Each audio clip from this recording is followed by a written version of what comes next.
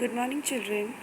Today I'll explain you chapter 3 of from your book It So Happened, and the name of the chapter is The Selfish Giant. So let's start with the introduction first. The Selfish Giant is a beautiful fictitious story by Oscar Wilde. बहुत अच्छी है. Fictitious means having fiction in it which is not real. This is written by Oscar Wilde. This story revolves around a play garden which becomes lavish in the presence of the children and dries in the absence of children. तो ये पूरी story एक garden के इर्द गिर्द घूमती है. एक ऐसा गार्डन जहाँ पे बच्चे आकर खेलते हैं और जब बच्चे वहाँ उस गार्डन में होते हैं तो वो गार्डन पूरा लेविश हो जाता है, मतलब भरा पूरा हो जाता है. लेकिन जब वहाँ पर बच्चे नहीं होते तो वो गार्डन सूख जाता है. This story teaches us to treat the kids in the right way. तो ये जो स्टोरी है ये हमें ये बताती है कि हमें छोटे बच्चों के साथ व्यवहार कैसा करना चाहिए. So let's start. Let me tell you the summary of the chapter first, children. So, there was a lovely garden in a city. Kids used to play there after some time. There was numerous after their school time. There were numerous grass, flowers, and peach trees. They used to cheer the kids, and birds used to sing mesmerizing song. In the spring, plant brought flowers, while in winters they were given sweet fruits. So the kids were happy like never before, but this happiness did not survive long. So what happened then? Why the happiness did not survive long? So this we'll going to find out in the explanation. So as with the arrival of the selfish giant, selfish जो केवल अपने बारे में सोचते हैं और giant एक बहुत ही बड़ा इंसान जो नॉर्मल साइज से बहुत बड़ा है. The garden belong to a selfish giant. जो ये गार्डन था वो एक सेल्फिश जाइंट का था. The selfish giant was at his friends home for 7 years, but now he had return. तो पिछले 7 सालों से अपने दोस्त के घर में रह रहा था, इसीलिए उसके पीछे बच्चे उस गार्डन में इजीली आ जाते थे और खेलते थे उस गार्डन में. लेकिन अब वो अपने घर वापस आ गया था. He scolded the children playing in the garden so raise the wall around the yard. तो जब उसने देखे कि बच्चे मेरे गार्डन में खेल रहे हैं without his permission, so he scolded them and raised a wall around the yard and asked them nobody would be able to enter in his garden without his permission, and if anyone tries to, then that person will be prosecuted, means उसको सज़ा मिलेगी. Then अब what was the result of that persistent winter in the garden? हुआ ये कि जब बच्चे garden में नहीं आ रहे थे तो गार्डन में पूरा परसिस्टेंट मतलब कॉन्टिन्यूस विंटर्स का सीज़न ही रहा. Now the trees, grasses and birds were sad as there was no one to hang around their twigs and listen to the bird song. तो वो सैड थे, उन्हें दुखी थे क्योंकि अब कोई भी ऐसा नहीं था जो उनकी ब्रांचेस पर खेले कूदे और बर्ड्स के सॉन्ग को चीयर करे. तो ना बर्ड्स खुश थे और ना ही ट्रीज और plants. Trees stop blooming and fruiting while the birds stop singing. तो ट्रीज ने फ्लावर्स भी उगने बंद हो गए ट्रीज पर, फ्रूट्स भी आने बंद हो गए, इवन जो बर्ड्स थी वो भी उदास रहती थी. Now the spring came in the whole country, but they did not enter the garden. तो पूरे देश में स्प्रिंग सीजन आ गया था just after winters, but in the garden of the giant there was still winters. See children, here I am quoting here one thing over here. As the story is written as per in our European countries like the United Kingdom, There the winter is for long duration, and there is only spring season in place of summers. So right after the winters, it always come the springs. That's why it has been said over here as there is spring in all over the country except the garden of the giant. As a result, there was still winter. Once a flower raised his head, he saw the notice board by the giant and retracted back. तो एक दिन एक flower ने कोशिश करी कि चलो मैं ऊपर उठता हूँ देखता हूँ, लेकिन जैसे ही उसकी नज़र जाइंट के बनाए हुए लिखे हुए बोर्ड पर पड़ी कि no one could enter in his garden without his permission, everybody was prohibited, so it again went back, retracted back, it again went back. Then the giant was also not happy because of this, because he used to find that in all over the country there is the spring season except his own garden. Why is this so?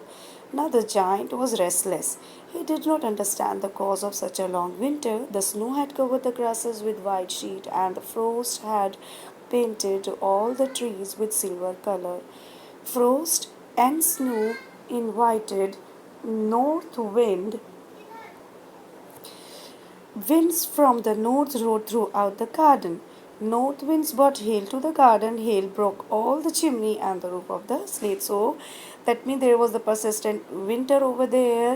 The snow covered trees and everywhere the grasses all were covered with the snow. And not only that, the north wind used to blow, and that's very cold wind that were blowing over there continuously. And because of the north wind, it also invited hail. मतलब जो ओले पड़ते हैं, और वो ओले भी वहाँ पर पड़ने लगे, और उन ओलों की वजह से जो उनकी चिमनी थी, उनकी रूफ की जो स्लेट्स थी, वो सब टूट गई थी. So this was not good at all. So, but one day, suddenly, there was the arrival of spring in the garden. एक दिन क्या हुआ? One day, children made a hole in the wall and entered the garden. एक दिन बच्चों ने एक छोटा सा हॉल देखा वॉल में, और उसको बड़ा करके वो उस गार्डन में आ गए. Now the spring came. Birds started singing. The giant woke up. तो अचानक से जैसे ही बच्चे गार्डन में एंटर हुए, बच्चे खिलखिला रहे थे, खेल रहे थे, तुरंत से वो जो वहाँ का वेदर था वो चेंज हो गया from winters to spring.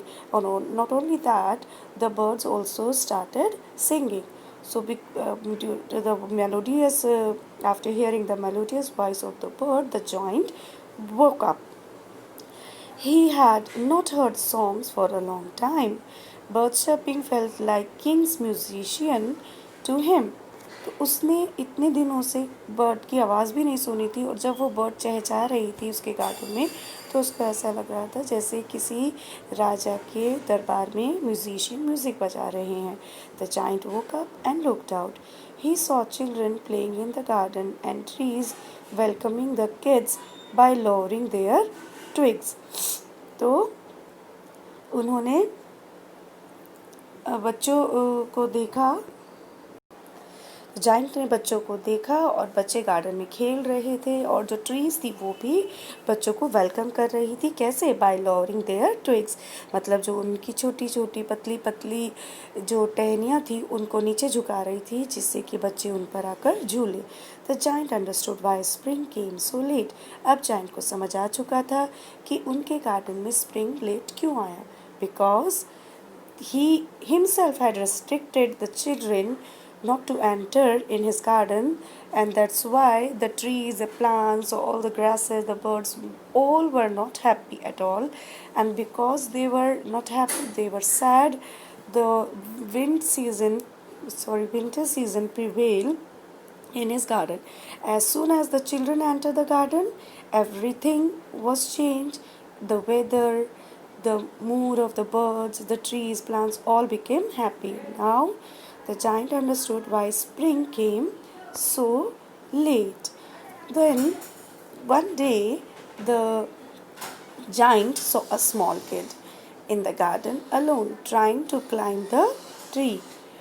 On the same day, he saw one small kid trying to climb the tree. Frost and snow were still there on that tree. तो पूरे गार्डन में तो स्प्रिंग सीजन आ चुका था, लेकिन उस ट्री पर अभी भी फ्रॉस्ट भी था और स्नो भी था. The tree had already lowered his branches, but the kid was still too small to climb. तो ट्री ने तो ऑलरेडी अपनी ब्रांचेस को लोअर कर लिया था, लेकिन वो बच्चा बहुत ही छोटा था कि जिससे कि वो उस ट्री पर क्लाइंब कर पाए. The giant approached secretly from the behind and helped the kid to climb. The giant चुपके से उस बच्चे के पास गए और उसकी हेल्प करी, जिससे कि वो ट्री पर क्लाइंब कर सके. The kid was happy and he kissed the giant's cheek. Other children were frightened by the giant and were running. तो बच्चा बहुत खुश हुआ और उसने जाइंट की चीख पर प्यार किया, लेकिन जो बाकी दूसरे बच्चे थे गार्डन में, जैसे ही उन्होंने जाइंट को देखा तो वो जाइंट को देखते ही भागने लगे. But when they saw the giant helping the boy they also become happy. और फिर जब उन्होंने देखा कि जाइंट जो है एक छोटे से बच्चे की हेल्प कर रहे हैं, तो वो भी बहुत खुश हुए. The giant asked the kid to stay and broke the wall. तो जाइंट ने कहा कि आप यहाँ पे रुक सकते हो, खेल सकते हो, और फिर जाइंट ने जो वॉल बनाई थी अपने गार्डन के चारों तरफ, उसको तोड़ दिया. Then after so long, now onwards, children played in the garden and thanked the giant. The giant asked about the small kid. अब हमेशा ये होने लगा कि बच्चे स्कूल टाइम के बाद अब गार्डन में आते थे और खेलते थे और जाइंट को थैंक करते थे, लेकिन जाइंट वेट करता था उस छोटे से बच्चे का जिसने उसको गले लगाया था, उसको किस किया था. तो वो उस छोटे बच्चे बारे में सबसे पूछते थे. Other kids were also not knowing about that little kid. They told that they also saw that kid for the first time. उन्होंने कहा कि उन्होंने भी उस बच्चे को पहली बार ही देखा था उस दिन. Days passed, the giant was still missing him because he was the boy who kissed him on his cheeks. तो समय जा रहा था और जाइंट उसको मिस कर रहा था. Then one day, suddenly, the arrival of the mysterious kid. Years passed and the giant grew old, but he never forgot the kid. He now did not fear from the winter as he knew winter is just passing by. तो अब साल साल बीत रहे थे, giant भी अब बूढ़े हो रहे थे, और लेकिन वो उस बच्चे को नहीं भूल पाए थे. अब वो विंटर सीज़न आता था चला जाता था, तो वो उन्हें उस विंटर सीज़न से डर नहीं लगता था, because it is the process of the time. One day he saw the same small kid playing on the same tree. एक दिन अचानक से उन्होंने वही सेम बच्चे को देखा, और उतने वही छोटा सा बच्चा, और वो खेल रहा था उसी ट्री पे. The giant became happy and run towards him shouting, where were you. तो जाइंट जो थे उसके बहुत खुश हुए और उसकी तरफ भागे and just shout start, where were you. Once he reached near the kid, he saw big nail scratches on the hand and the feet. The giant was in a rage, asking how this happened. तो जैसे ही वो kid के पास पहुँचे तो उसके hands पर, उसके feet पर नेल्स के निशान थे, स्क्रैच मार्क्स थे. तो जब ये स्क्रैच मार्क जाइंट ने देखे तो उनको बहुत गुस्सा आया. उन्होंने कहा, अरे ये मुझे बताओ ये कैसे हुआ. The child replied, these are wounds of love. लेकिन बच्चे ने क्या कहा कि ये जो निशान है, ये जो मार्क्स है मेरे ऊपर, ये ज़ख्म प्यार वाले ज़ख्म हैं. तो the boy was an angel. जो वो बच्चा था वो एंजल था, भगवान का दूत था. He had come to take the giant to the paradise. वो क्यों आया था? क्योंकि वो अपने साथ जाइंट को अपने घर पैराडाइज में ले जाना चाहता था. The child replies, once you let me to garden, now I have come to take you to the paradise. कि एक बार तुमने मुझे अपने पैराडाइज में घुसने दिया, your beautiful garden, your paradise, now I am here to take you to mine. मैं अपने पैराडाइज में तुम्हें ले जाने आया हूँ. Next day children came in the afternoon to play. They saw the giant lying dead, covered with white flowers near the tree. Next day जब बच्चे आए और उन्होंने वहाँ पे गार्डन में खेलने के लिए, like that was the daily routine of them, what they found, they saw the giant lying dead He was dead now, covered with white flowers, like the white flower sheet near the same tree. So the boy whom the giant helped out was the saint, or we can say the angel sent by God, just to make him realize that he was not doing right, that he was wrong, and this is not the way to treat the small kid. One would only be happy if they could be able to make the small kids happy. So, children, I hope you all must have understood this story. Please read the chapter thoroughly again. Thank you. Have a nice day.